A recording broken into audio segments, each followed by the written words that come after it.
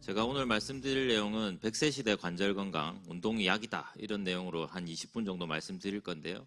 사실 요즘 어르신들은 운동을 정말 잘 하십니다. 잘 하시고 하는데 약간만 방법을 좀 바꾸고 목적을 좀 가지면 훨씬 더 건강해질 수 있지 않겠나 이런 생각을 하거든요. 그래서 요즘 제가 어르신들 오면 물어봅니다.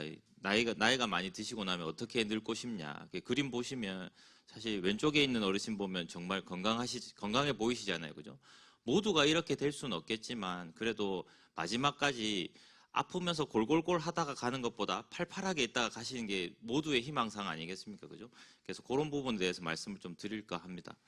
그래서 저희가 이제 근골격계라고 하면 그게 이제 뼈랑 근육, 그 다음에 이제 뼈랑 근육을 연결해주는 그 다음에 인대, 관절 이런 것들이 이제 근골격계라고 하거든요. 그래서 이제 이런 것들이 나이가 이제 들면 이제 피부가 저렇게 변화하듯이 쟤도 변화가 생깁니다. 그래서 그런 부분에 대해서 말씀을 드릴 건데요. 대표적으로 우리가 서 있는 자세를 보면 예전에 보면 꼬부랑 할머니가 많았어요. 근데 요즘 할머니들 어떠십니까? 다들 딱 똑바로 잘 계시죠, 그죠? 사실 이게 약이 좋아져서 그런 것도 있고 생활 방식이 좋아진 것도 있고 여러 가지 방법이 있는데 아직도 이렇게 허리가 구부러지신 분들이 간혹 있어요. 그래서 이런 것들을 그냥 지나치면 이렇게 계속 사셔야 되지만 내가 이게 잘못됐다라는 인식만 하셔도 이게 좋아질 수 있거든요. 그래서 그런 얘기를 드릴까 합니다.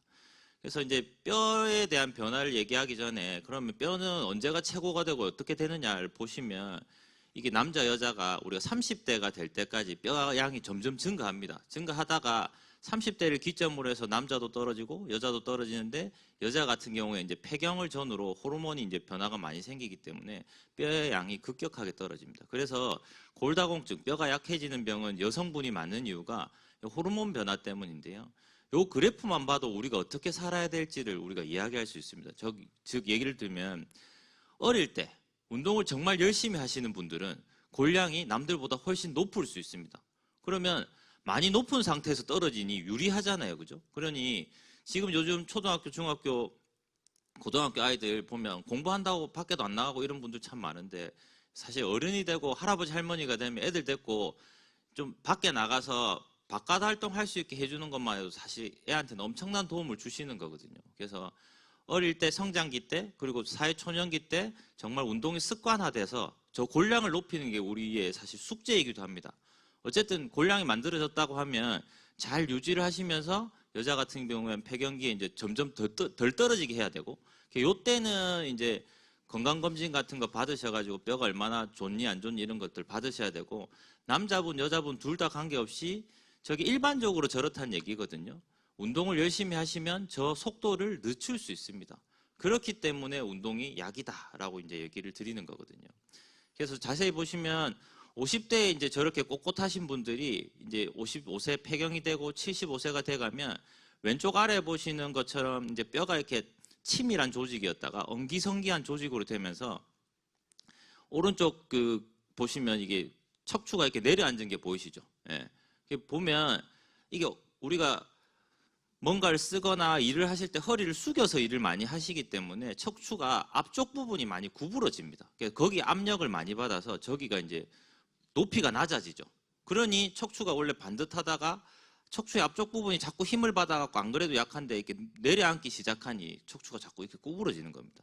그래서 우리가 이제 키가 갑자기 줄어든다라고 하면 골다공증성 척추골절을 의심해야 된다 이런 얘기를 드리는 거거든요. 그래서 정리하면 뼈는 30대까지 성장했다가 약해지기 시작합니다. 그리고 척추에 변형이 오기 시작하면 키가 작아집니다. 그리고 키가 작아지면 무슨 문제가 생기냐면 키가 작아진다는 얘기가 척추가 앞으로 굽어져서 이렇게 생기는 거랬죠. 그래서 보세요. 척추가 이렇게 굽어집니다. 그러면 무게중심이 어떻게 되겠습니까? 앞쪽으로 쏠린단 말이에요. 앞쪽으로 쏠리니까 그때라도 지팡이를 짚거나 허리를 바로 펴려고 운동을 하시면 뼈는 약해져 있지만 우리는 근육을 움직일 수 있기 때문에 꼿꼿이 설 수 있거든요. 그게 안 되면 일찍이라도 지팡이를 짚어야 되는데 그 상황에서 무게중심이 앞쪽으로 가서 쏠릴 것 같으니까 내가 무릎을 구부리게 되거든요. 무릎을 구부리는 순간 무게중심은 맞아지는데 그러면 이제 어정쩡하게 자꾸 걷게 되시거든요. 그러다가 뒤로 넘어지면서 고관절, 골절 같은 게 생기시거든요. 그래서 이런 상황에서 적절한 운동을 해서 더 나쁘지 않은 상황을 피해가는 것, 이런 것들이 이제 하셔야 될 일입니다. 그래서 대표적인 연구를 보시면 우리가 폐경후 여성 59명을 대상으로 연구를 했을 때 운동을 아무것도 안 하면 한 67% 정도가 부러진다 그러거든요. 일상생활 중에서. 그런데 등을 굽히는 동작의 운동을 더 많이 하면, 윗몸 일으키기 대표적인 거, 그런 걸 하면 오히려 더 부러집니다. 더 부러지고 등을 펴는 운동을 해야지 부러지는 게 약해지거든요. 아까 말씀드렸잖아요. 그죠? 뼈가 약해지는데 우리가 자꾸 숙여서 하는 일들이 많으니까 그게 자꾸 부러지는 건데, 그럼 반대로 등을 펴는 운동을 많이 해야 되는데 등 펴는 운동을 할 일이 없어요. 집에 있어 보면. 예. 그래서 그런 얘기를 좀 앞으로 더 드릴 거고, 그 다음에 이제 나이가 드시면 척추관 협착증 같은 게 이제 많다고 얘기를 하시고, 허리 아프다, 다리 저린다 이런 얘기 하시는 게 많은데요. 제가 좋아하는 교수님이 이제 그 서울대학교 정성근 교수님이라고 계시는데, 그분 유튜브에도 보면 이런 얘기 쭉 많이 하시지만, 나이가 들었다고 상처가 생겼다고 상처가 안 낫는 거 아닙니다. 그죠? 예? 척추관 협착증이 생기면 협착증 자체는 변하지 않지만 통증을 일으키는 건 보통 디스크의 염증 때문이거든요. 근데 그런 디스크의 염증을 줄여주는 운동도 결국은 허리를 펴는 운동입니다. 예. 그래서 우리가 척추관 협착증에서 협착증 자체를 없앨 수는 없지만 잠깐 나빠졌던 통증들은 운동으로 잡아갈 수 있다는 거죠. 물론 약물 치료도 해야 되고 주사도 해야 될 때가 있지만 적절한 운동들은 그런 것들을 충분히 더 예방하거나 이렇게 지연시킬 수 있다, 이렇게 생각하시면 되겠습니다. 그래서 오늘 말씀드리고 싶은 게 이거예요. 그래서 운동을 처음 해보시는 분들은 그냥 집에서 엎드리기부터 하시면 됩니다. 내가 집에서 한번 엎드려 본다, 한번 손 한번 들어보세요. 있으신가요? 그래도 제법 있으시네요. 제 외래 오시는 분들 중에 집에서 한번 엎드려 보세요 물어보면 안 엎드리신다는 분들이 정말 많습니다. 특히나 허리 안 좋으신 분. 처음에 이렇게 엎드리는 게 힘드신 분도 있어요. 근데 이제 일단 한번 엎드려 본다. 그래서 엎드리시는데 이 엎드린 자세가 어려울 수 있습니다. 그러면 비계나 이불 같은 걸 배 밑에 깔아가지고 허리를 약간 동그랗게 이렇게 만드신 상태에서 높이를 점점 빼면서 이렇게 평평하게 이렇게 만드시면 돼요. 그래서 처음엔 1분, 그 다음 5분, 10분 이런 식으로 허리를 점점 펴는 걸 해서 적어도 한 20분 정도는 내가 펼 수 있다. 20분 정도 낮잠 잘 수 있다. 이렇게 하면 그때부터는 머리를 들어 올리는 동작을 한 5초 정도 합니다. 그렇다고 머리를 완전히 뒤로 이렇게 제끼는 게 아니라 수직하게, 머리랑 등이 이렇게 직선을 이루게, 수직이 아니죠. 직선이죠. 직선을 이루게 약간 드는 거죠. 그렇게 해서 한 5초 정도 하시고 10초 정도 휴식을 하는 걸 한 10번 정도만 하시면, 그래서 이걸 이제 아침 저녁으로 하시든지 조금 쉬시다가 한 번 더 하든지 그 정도만 하셔도 허리 힘이 좀 생긴다 느낌이 많이 드실 거예요. 그래서 자, 운동 한 번도 안 해보셨다? 그러면 엎드리기부터 한다. 그래서 엎드리기 1분, 5분, 10분, 20분 천천히 늘려가시면 돼요. 시간 많잖아요. 그죠?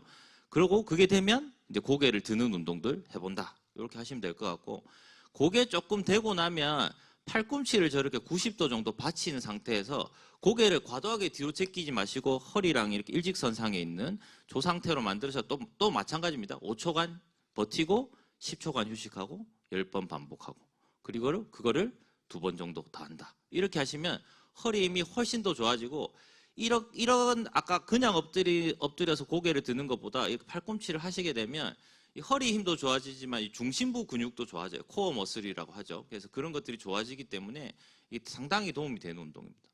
여기서 조금 더 이제 욕심이 난다. 그러면 팔을 받치지 마시고 팔을 옆으로 이렇게 빼가지고 완전히 허리 힘으로 내 등을 들어 올리는 거죠. 외래에서 오신 분들 보면 이게 잘 안 되시는 분들 많아요. 그래서 이런 것들 해보시면 좋겠다 생각을 합니다. 그래서 요통이 있으신 분들은 이제 증상이 많지만 수술적 치료가 필요한 건 그리 많지는 않아요. 그래서 바르게 걷기 하고 등 펴는 운동을 반드시 하면 된다 말씀드리는 거고, 이게 제가 하이라이트라서 제가 시간을 좀 많이 잡아먹었습니다. 그래서 키가 남자가 6cm, 여성이 4cm 줄었다면 골절을 의심할 수 있으니까 병원에 한번 가보시고 척추를 펴는 운동을 꼭 하셨으면 좋겠다라는 생각이 들고, 척추가 이렇게 구부러진 분들도 우리 견갑골 요 밑에 쪽에 우리가 물병 하나나 2개 정도 달고 딱 붙여서 다니시면 허리가 좀 펴집니다. 그래서 그런 보조기들을 활용하셔도 좋겠다 생각이 들고요. 그 다음에 근육은 나이가 들면 점점 줄어듭니다. 근데 아까 첫 번째 강의도 하셨겠지만 나이가 들면 지방량이 증가하거든요. 그래서 체중이 똑같아요. 그런 분이 많아요. 그래서 체중 똑같다고 내가 근육 괜찮겠지 하시면 안 됩니다. 근육은 점점 줄어듭니다.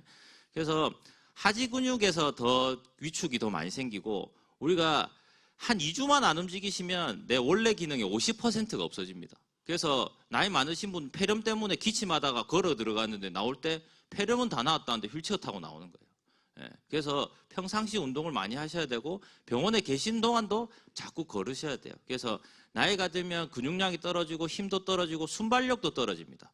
그리고 근육이 딱딱해지고 훈련을 이게 손상을 잘 받게 되는데 70대든 80대든 적당한 강도의 운동을 하면 훈련 효과가 있다라고 밝혀져 있습니다. 그래서 80, 90인 사람 운동하면 안 되는 거 아니야? 아닙니다. 운동하셔도 됩니다. 강도만 잘 지키시면 됩니다. 그래서 우리가 근육이 남들보다 너무 많이 떨어져 있다. 우리 평균을 100이라고 치면 20% 미만이다라고 얘기했을 때 그걸 근감소증이라고 하는데요. 재활 치료를 필요로 하는 병원에 입원한 환자는 50%가 근육이 감소되어 있는 사람들이 있습니다. 그래서 정말로 근육이 일본은 근육 부자 만들기, 연금 대신 근육 부자 만들기 이런 운동도 하거든요. 그래서 말년에 정말로 중요한 게 근육이다 이렇게 생각하시면 되겠습니다. 그다음에 근육을 움직이려고 하면 그게 이제 뼈를 잡고 이렇게 움직여야 되니까 건이나 인대 이런 것들이 있는데 이런 것들이 다 딱딱해지고 손상받기 쉬운 상황이 됩니다. 그래서 아시다시피 오른쪽 사진 보시면 뼈가 이렇게 붙죠. 연골이 닳아가지고 이게 대표적인 무릎 관절염인데요. 이런 것들은 사실 많이 쓰면 닳기 때문에 너무 무리하게 2시간, 3시간씩 막 걸으시는 분들이 있거든요. 그렇게 좋지 않습니다. 그래서 적당한 운동이 좋습니다.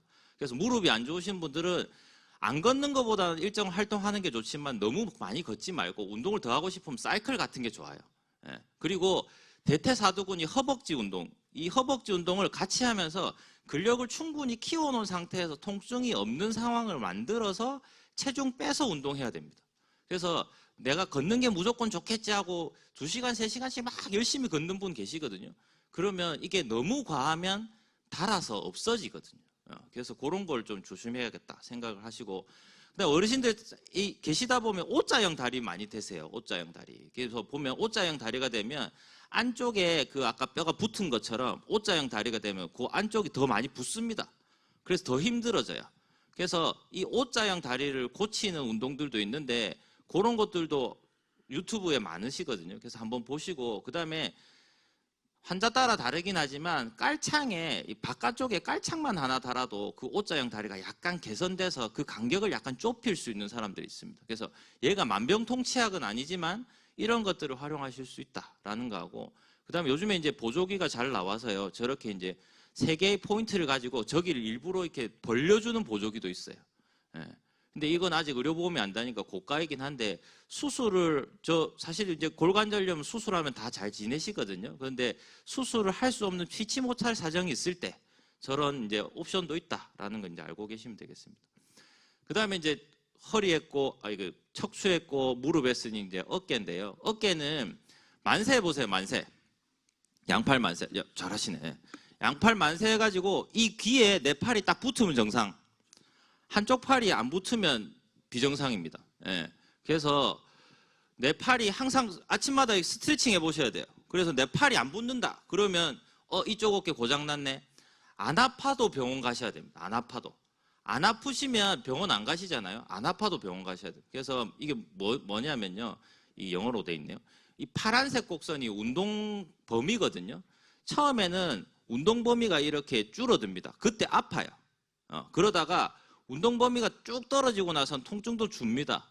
그러고 나서 이제 운동 범위가 쭉 좋아지는 형태로 가는데 이 2번째, 3번째 단계에서 통증이 없어지면 범위가 다 늘어나지 않아도 치료를 그만두시는 분이 많거든요. 그러면 나중에 다시 아파요. 재발을 잘하니까 귀에 이 팔이 딱 붙을 때까지, 그때까지 치료를 완성하셔야 됩니다. 그래서 어깨 질환은 치료에 시간이 걸리는데 무조건 낫는 병입니다. 그러니까 의사를 믿으시고 잘 치료하시면 보통 평균 기간이 1년 반 정도 걸린다 하거든요. 그러니까 끝까지 내가 치료를 받는다 생각하시면 다시 그런 일이 잘 안 생기고 하니까 어깨 치료는 시간이 들더라도 내가 관절 범위를 다 회복할 때까지 운동해라 된다라고 이제 생각하시면 되겠습니다. 그래서 이제 사실 운동이 여러 가지 좋은 게 많아요. 하고 이제 여기 이진한 기자님 계시는데 이진한 TV에도 보시면 어깨 운동 해가지고 막 게으른 스트레칭도 있고 뭐 많습니다. 보시면 되게 좋은 거 많은데요. 제가 진료실에서 가르칠 때는 우리가 방문이 다 있으니까 방문에다가 팔을 저렇게 걸고 어깨 앞쪽 스트레칭을 하면서 이게 어깨가 이렇게 도는 게 외회전이거든요. 외회전한 상태로 이렇게 앞으로 쭉 밀고 들어가면 앞쪽이 근육이 좀 늘어납니다. 그래서 그런 형태의 스트레칭을 평상시에 조금 하시라라고 하고 왼쪽 오른쪽이 어깨가 이렇게 딱 들어갈 때 통증이 있거나 각도가 다르다라고 하면 그것도 고장난 신호거든요. 그때는 안 아파도 병원에 가라 이렇게 말씀드리고, 그 다음에 밑에 그림은 뭐냐면 이 책상이 있거나 할 때 저런 식으로 스트레칭 하시면 좋습니다. 그래서 우리가 어깨가 안 좋을 때 제일 먼저 해야 되는 게 팔을 들어서 앞쪽으로 이렇게 올리는 것부터 회복을 하셔야 되거든요. 그래서 요게 내가 90도보다 올라가는 가는데 끝까지 안 간다. 그럼 이 고장난 팔입니다. 그래서 고장이 크게 나기 전에 고치러 가셔야 됩니다. 그래서 근데 안 아픈 범위 내에서는 자기가 조금씩 올리다 보면 이게 올라갑니다. 그래서 내가 해보고 나서 점점점 올라간다 하면 그냥 쭉 올리는 거 하시면 됩니다. 그렇게 하시면 될 것 같고, 그 다음에 이제 10대 암 예방 수칙에 보면 주 5회 이상 하루 30분 이상 땀이 날 정도로 걷거나 운동하라고 하는데 요거는 꼭 지키셨으면 좋겠고요. 하실 때 우리가 유산소 운동이라고 하는 거는 걸으면서 대화가 가능할 정도의 운동입니다. 그런데 숨이 약간 찰 정도까지 운동을 꼭 하셔야 돼요. 그래서 그것만 꼭 지켜주시면 좋겠다라는 생각이 들고, 요 마지막 슬라이드 할게요. 그래서 보이시죠? 힘들어 보이시나요? 안 힘들어 보이시죠? 자, 다음 슬라이드 볼게요.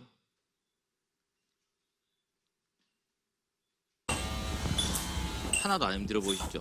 이분이 70대고 만성 폐쇄성 폐질환이 있으신 분인데 저 운동만 해도 우리가 원하는 최대 산소 소모량의 예측치의 한 71% 정도로 제법 고강도의 운동을 하시는 거예요. 사람마다 강도가 다 다릅니다.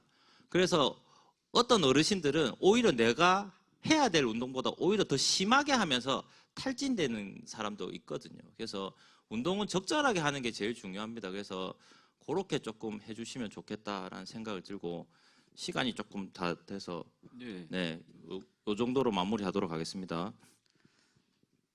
네, 시간이 조금 더 남기는 했는데 더 할까요? 아쉬운 거 너무 강의를 재밌게 하셔가지고 좀 추가로 좀 해주십시오. 네. 네네. 그러면 조금만 더 할게요. 요것만 말씀드릴게요. 아까 폐렴 걸려서 걸어갔는데 퇴원할 때 휠체어 타고 나온다 했죠, 그죠? 이러신 분들이 대표적인 분들인데요.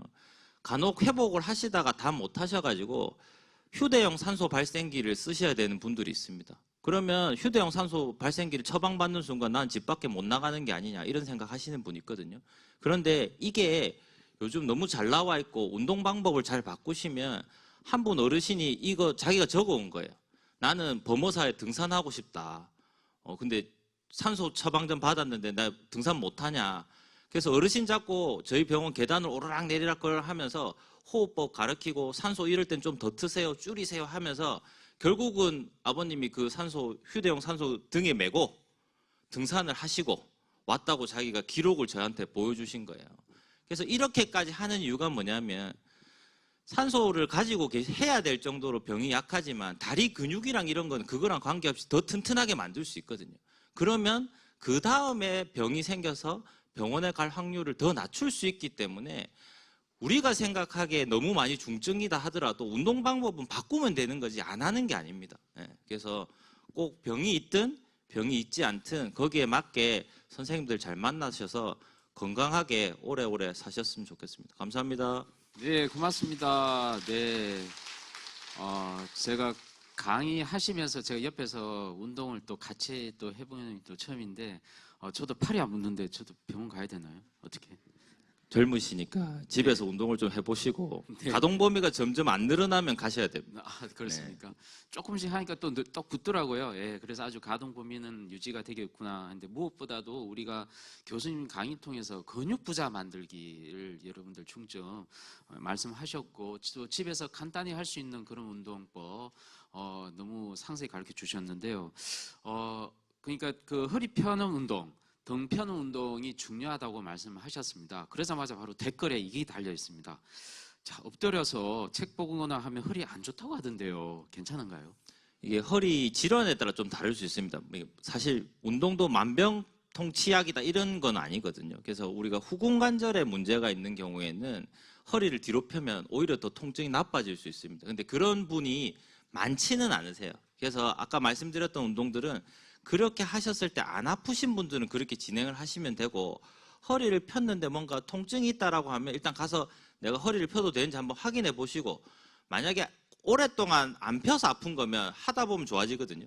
근데 질병이 있어서 아픈 거면 그거는 의사 선생님들이 보시고, 아, 요런 거는 이런 이유 때문에 좀 피했으면 좋겠다고 다른 방법을 알려주실 겁니다. 허리 펴는 운동을 꼭 엎드려서 해야 되는 게 아니기 때문에 다른 방법을 찾으면 됩니다. 네. 그리고 우리 재활외과 선생님이 또 통증 관련해서 많이 또 공부를 하신 분이라서 또 질문이 또 들어온 게 있습니다. 우리 정영견님과 수나미님이 관절이 아프면 요즘 뼈 주사라고 하는 거 있죠. 병원에서 많이 맞는데 그 맞아도 되는 건지 어떤 주사인지 좀 알려달라고. 그 뼈주사라고 하는 게 보통 스테로이드를 얘기하는 주사거든요. 통증이 아주 좋고 염증을 확 줄여주는 효과가 있기 때문에 되게 잘 쓰면 정말 좋은 약입니다. 그런데 이제 무릎 관절 같은 경우에는 체중이 계속 부하되기 때문에 그런 뼈주사를 많이 맞으면 관절을 오히려 통증은 좋아지게 하지만 빨리 닳게 한다, 이런 연구들이 좀 있어서 어느 학회에서는 평생에 한 12번 정도 맞는 거는 괜찮을 것 같다, 이렇게 제한을 하는 경우도 있거든요. 근데 어깨 관절은 우리가 체중이 부하되는 관절이 아니기 때문에 적절한 주기만 지키면 제한이 없는 관절입니다. 그래서 우리가 이제 오십견이 있어서 관절 범위가 제한이 돼 있거나 너무 아파서 운동하기도 어렵다 하는 경우에는 사실 생각할 수 있는 치료적 선택이고요. 다만 제가 당부드리는 거는 이 병원 저 병원 계속 다니시면 앞 병원에서 얼만큼 맞았는지를 알 수가 없어요. 그래서 그걸 다 기록하시기도 어려우니까 몇 번 만나보시고 그 선생님이 정말 믿을만 하다 하면, 어깨는 진짜 낫는 병이거든요. 그래서 그 선생님 믿고 계속 꾸준하게 치료받으시면 그 선생님이 그런 그 주사의 간격이나 양은 조절해 주실 겁니다. 그러니까 한 군데 다니시면 잘 될 것 같습니다. 네, 그 아무래도 그 스테로이드 주사이기 때문에 횟수가 또 중요합니다. 그래서 맞은 횟수를 반드시 다른 병원 가더라도 횟수 몇 번 맞았다 꼭 얘기를 해주시면 좋을 것 같고요. 아까 그 허리 펴는 운동, 이게 굉장히 인기가 많았던 것 같습니다. 그 질문이 계속 들어오고 있는데요. 거북목도 사실 알려주신 운동이 거북목이 더 좋은 건지 좀. 네. 거북목은 사실 이제 우리가 어깨보다 목이 이렇게 앞으로 나간다는 게 거북목이거든요. 근데 요거를 하려고 하면 엎드리는 것만 해도 사실 어느 정도 교정이 되긴 하지만, 엄밀하게 말하면 턱을 이렇게 당긴다는 느낌으로, 이렇게 해서 턱을 당긴다는 느낌으로 쭉 이렇게 당기는 운동들을 좀 하셔야 되거든요. 그래서 벽에 딱 기대 보시면, 어깨가 벽에 딱 기대 있을 때 내 뒤통수가 벽에 안 붙는다고 하면 내가 머리가 좀 앞으로 튀어나와 있는 상황인 겁니다. 그러면 그 상황에서 고개를 뒤로 젖혀서 뒤통수가 닿게 하지 마시고 턱을 밀어 넣으면서 뒤로 당긴다 생각하시면 이게 바른 정렬로 딱 들어가게 돼 있거든요. 그런 운동들을 조금 하시는 게 훨씬 좋고, 그 다음에 거북목도 중요하지만 어깨가 이렇게 돼 있는 분 많아요. 우리가 일하시다 보면 고개도 튀어나오고 어깨도 이렇게 말리거든요. 그래서 자꾸 이렇게 펴시는 운동들 많이 하시면 좋아서, 방문 보고 제가 이게 펴라고 하는 이유가 대부분 이렇게 있으시니까 지나가던 무만 보이면 그냥 스트레칭 한번 하고 가시라고 제가 그거 아까 보여드린 거예요. 그래서 운동은 습관처럼 만드시는 게 좋습니다. 그래서 방문 지나갈 때마다 하시고 친구들한테도 하라고 하시고 그렇게 좀 재밌게 하시면 좋을 것 같습니다. 네, 특히 그 컴퓨터를 많이 쓰시는 뭐 분들 같은 경우 자동적으로 아까 어깨가 이렇게 안쪽으로 들어가고 그 고개도 이렇게 내밀면서 거북목도 되고 해서 아까 말씀하신 그 문 사이에 이렇게 내리는 운동, 그거 진짜 유용한 것 같습니다. 그리고 또 질문들이 들어오고 있는데요. 이게 사전 질문보다는 바로 현장의 댓글 질문들이 너무 좋은 게 많아서, 자, 걷는 것도 잘못된 자세가 있다고 하는데요. 잘 걷는 방법이 무엇인지 좀 알려달라고 합니다. 이제 걸으실 때도 사실 그냥 무턱대고 걸으시면 관절이 상하거나 하시는 경우가 많거든요. 그래서 천천히 걸으실 때 내가 발만 보면 발 뒤꿈치가 먼저 닿으시는지는 확인하셔야 됩니다. 발을 턱 이렇게 놓으면 무릎에 무리가 가거든요. 그래서 발 뒤꿈치부터 닿아서 중앙에 가서 이렇게 가는지 요거는 확인하셔야 됩니다. 예. 그 다음에 허리를 아까 말씀드린 것처럼 좀 약간 펴고 시선을 약간 높게 보고 다니시는 게 좋아요. 물론 이제 너무 높게 들면 앞에 안 보이니까 안 되지만, 그래서 약간 우리 옛날에 보면 이게 약간 거만한 사람들이 약간 배 내밀고 걷는 것처럼 약간 그런 식으로 오히려 조금 과하게 허리를 펴고 그렇게 걸으시는 게 좋고, 그렇게 걸으실 때 좌우 팔을 같이 흔들어 주시는 게 훨씬 더 운동량에 효과가 있습니다. 그래서 그런 세 가지 원칙만 조금 지키시는데, 걷는 방법도 중요하지만 걷는 요령 중에 하나가 뭐냐면요, 똑같이 걷지 마세요. 속도를 처음에 한 5분 정도 천천히 걸으시다가 어느 정도 몸이 풀렸다 생각하시면 속도를 좀 빨리 갔다 느리게 갔다 빨리 갔다 느리게 갔다 자꾸 그렇게 운동을 하셔야지 몸이 적응하게 놔두면 안 됩니다.